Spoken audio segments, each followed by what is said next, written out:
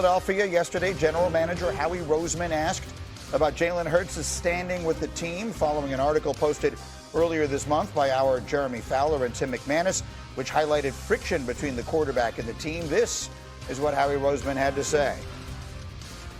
I have seen those reports. Bob and our PR staff do a great job of showing us what we need to see. I would say that we have some faults. One of them is not being direct and honest with our players and the conversations with our players.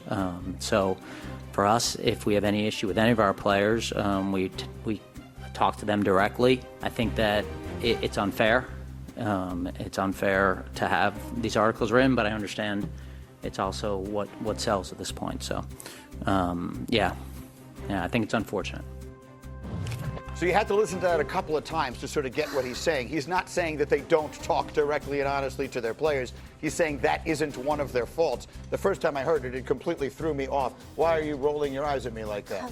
Because that word salad, it just bothered me because what people want is clear answers about the quarterback, and that was not a clear answer. Here's the clear facts about this quarterback. This is why it's so frustrating.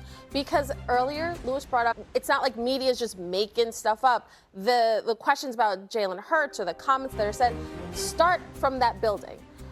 Here's my question for people in that building. Do you like winning Super Bowls? Because you've been to 2 and you won 1 with this quarterback, who was the MVP in the Super Bowl and outplayed Patrick Mahomes in both of those Super Bowls. Talk about, Jalen Hurts is not a guy who is well liked inside the building with players or whatever the case may be. A lot of people, Justin Herbert's liked, Lamar is liked, Josh is liked. Have they won Super Bowls? I just find all of this conversation about this guy, it's just maddening to me. It's interesting. And listen, I'm not an insider. I'm not pretending I know anything about what's going on in that building. I just read the things that everyone else reads. But there's that great expression, winning is the ultimate deodorant. When you're winning, everyone's fine and everyone's happy. Right. But when you don't, when the season ends the way it did this year, when the offense looks as bad as it at times did this year, when the star receiver looks as unhappy as at times he did this year, and you don't win, that's when these problems. If you're winning Super Bowls, no one is going to be upset, obviously, and he has done it. He has proved that he's capable of doing that where others have not. But when you don't get where you want to get, then this is what you wind up with. You've said it perfectly. Look, and that's been something that's been true about football since the beginning of time. It's a team game, believe it or not. Even though we like to make it about individuals, and we in particular like to make it about quarterbacks, they are dependent just like every other position on the football team. And when you are doing well, and look, there has been some individual performances by Jalen Hurts that are exemplary. Look, the guy is a good quarterback, but the fact of the matter remains is there is a lot of smoke around some people being unhappy with certain things that originate from Jalen Hurts, and that's just a fact. It doesn't mean he's not going to remain their franchise quarterback. It doesn't mean that he's going to go somewhere and they're going to trade him or they're looking for his successor.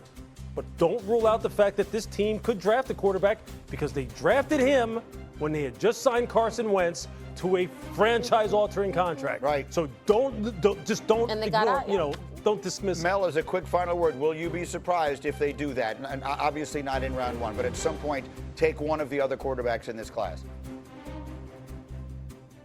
Yeah, the 3rd, 4th round area. There's a host of quarterbacks we were projecting in the first round back in August that will be there probably 3rd or 4th. Carson Beck, think about Cade Klubnik, Clemson, Drew Aller, Garrett Nussmeier. The list goes on, right? So they could, but they have needs on offense. You think about an athletic right tackle. Remember, they're changing this blocking scheme up front. So an athletic right tackle to develop, tight end, wide receiver, edge. They love to do. Hall of Fame GM Howie Roseman goes in the trenches, right? So edge rusher as well, but a lot of offensive needs going into this draft for the Philadelphia Eagles. All right, again, Mel's final mock draft of the cycle is up on ESPN. And none of them were, Jalen Hurts is our guy. This is ridiculous. We love him. Look, I'm not sitting here parsing his words. Howie Roseman's going to the Hall of Fame.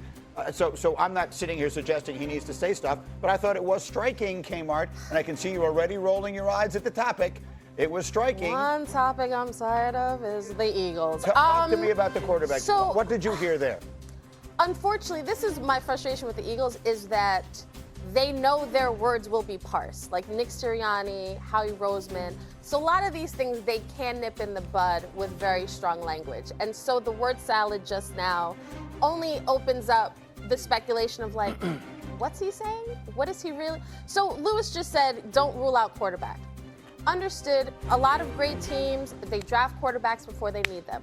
But when I look at the Philadelphia Eagles, I see a team that is quarterbacked by a Super Bowl winning starter who from the time he got his starting job has one of the best records in the NFL. That's what I'm looking at. And yet still, there's all this criticism of Jalen Hurts that I do not understand. But because in that market, within that building, things just seem to be a little wonky. It wouldn't surprise me if they took quarterback. Want to have a little fun? Let's have a little fun. Hey, Mel Kiper, what do you think of all the people who say the Eagles' problem is at the quarterback position? Mel, what's your perspective on that?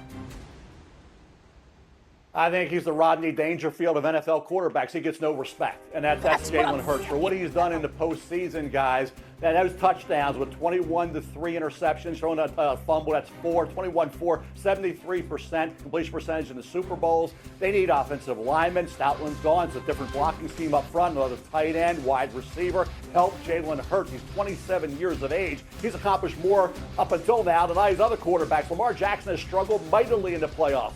Jalen Hurts has not. So again, there you go. Give the man the respect he deserves. Help him out this year. O-line, tight end, wide receiver. Get some support around him. Jalen Hurts is a heck of a quarterback. Jalen Hurts is a fascinating player, right? The evaluations on Jalen Hurts is fascinating. It drives me crazy. What part of it? Because when you criticize Lamar Jackson, he just hasn't won the big one. Right. He's talented, but he hasn't won the big one. And then you look at Jalen Hurts. He's won the big one. He's outplayed Patrick Mahomes twice in 2 different Super Bowls. And it's, he's just not as talented. I don't know. It never makes sense. Tell me how we're supposed to be evaluating these quarterbacks. Because is it the clutch gene? Is it on the biggest stage?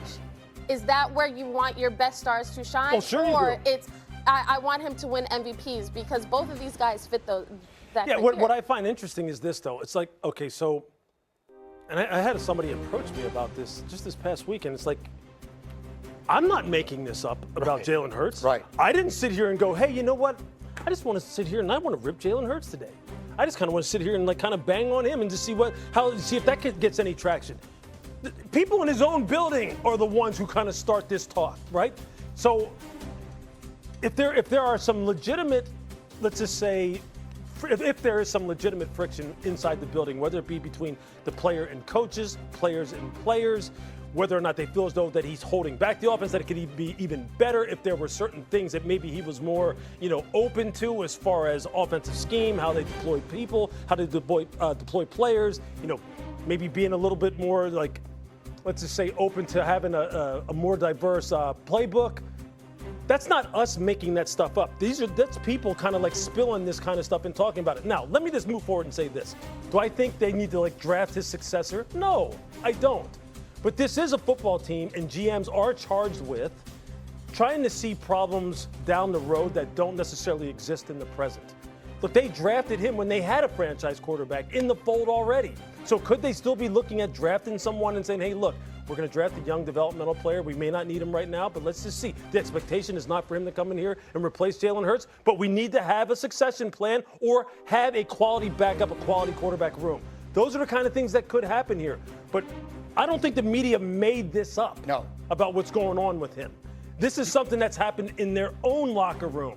We're just talking about it. So we'll have more time to get a little more into this as we continue. Somewhere in the conversation, we should mention that he's had 6 different people calling plays in his 7 seasons in the NFL. True. So when you take that into account and the stability that Lamar has had, and even more so that Josh Allen has had, and some of the other young quarterbacks who would be of his generation, that somewhere has to go into the mix. We'll have more time to talk about it.